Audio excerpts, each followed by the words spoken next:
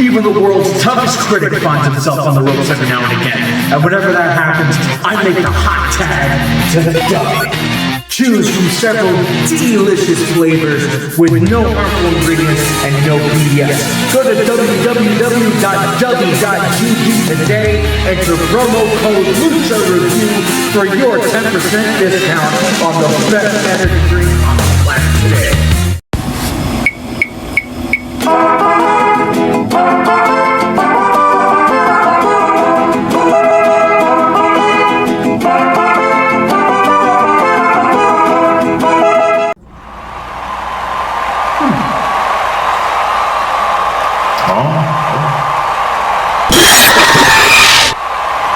Who wants some? You want some? If you want some, I implore that you grab a hold of your boomstick and come get some. Because in tonight's main event on Lucha Review, we are entering the arena of survival horror. We are going to be playing Evil Dead for the PlayStation 5. So give me that hot tag, do not read that book, and let's burn this house down. Bruce Lee, Bruce Willis, Bruce Banner, Bruce Wayne. If the 20th century taught us anything, it's that guys named Bruce are fucking awesome. And Bruce Campbell is no exception. He's a beloved icon in horror and science fiction, and best known for Ash Williams, the unlikely anti-hero who always manages to survive the wrath of the Evil Dead. Evil Dead is a horror cult classic that trailed off into 2 sequels, a big-budget remake, and a brand new story that recently terrified theaters around the world. It also spun off into a hit television series, a musical, and a few video games, one of which hit the shelves last year. I never played the first 2 games because history has proven that games based on movies can be just as bad as movies based on games. 80s kids are all survivors of horrible games based on intellectual properties. Either their difficulty was torturous, or they insulted the intelligence of the fans. In some cases, they did both. Have we learned from our history? Let's find out. Evil Dead the game is a 4-on-1 battle for survival played in 3 stages. In stage 1, you and your partners, all playing as characters from the movies or TV shows, look around for 3 missing pieces of a map. When the map is assembled, your team moves on to stage 2, where you'll need to survive waves of demon minions in order to collect the Kandarian dagger and the lost pages of the Necronomicon. If the team survives, the battle goes into stage 3, where you'll need to weaken the Dark Ones and withstand one final onslaught of evil to protect the Necronomicon. As long as one player is still standing and the book remains intact, your team wins. Totally my fault. I bought the game without doing my research and didn't know any of this until I pressed start. I normally don't care for PvP, I'm more of an adventurer, so I tried solo player versus AI and I absolutely hated it.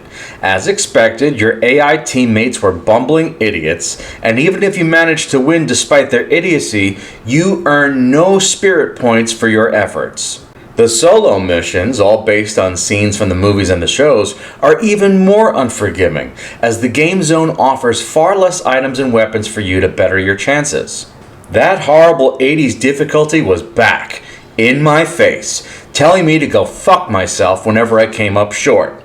This was how it was in the 80s, folks. If you didn't win, you had to start from the very beginning. And in the case of Evil Dead the game, you're talking about restarting a mission that can take over 20 minutes to finish.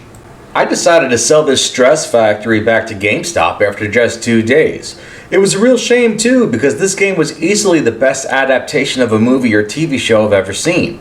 Just about every character you know and love is here, voiced by their respective performers, while the game zones have the villains and nuances that made you fall in love with the world of the Evil Dead. That same night, I started a player versus AI game just to say I tried everything before I sold it, and became legitimately possessed, because this mode is way more fun and rewarding. In a 4-player game, heroes can split up to cover more ground, highlight weapons or items their teammates can use, or come revive you when you're taken out.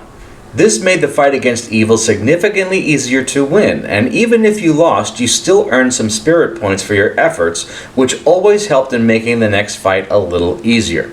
I fell in love with the game immediately, and after leveling up a hero to 25, I tried my hand at Demon and had even more fun.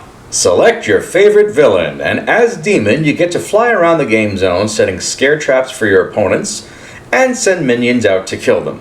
Keep this up, and your demon will grow in power as your minions and your boss character will become harder to kill.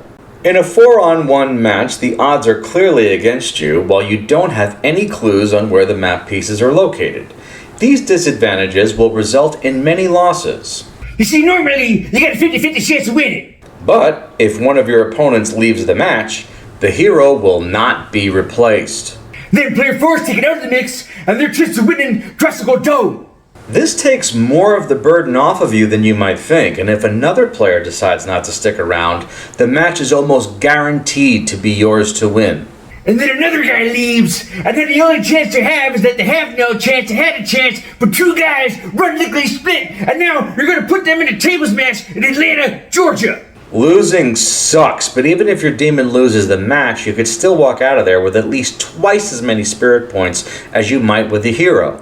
Your demon could be at max level in a fraction of the time it takes to build a hero, and when the odds are stacked against you, victory is very, very satisfying. All in all, Evil Dead is a main event contender. It can be very challenging for the rookie player, but if you can roll with the punches, you'll enjoy a beautiful adaptation of a classic horror universe made by fans for fans. Subscription is free. And be sure to share this video and treat yourself to some Lucha Review swag at my Redbubble store. Shirts, buttons, stickers, and other fun items are waiting for you in the link below. Thanks for the hot tag, and I'll see you next time.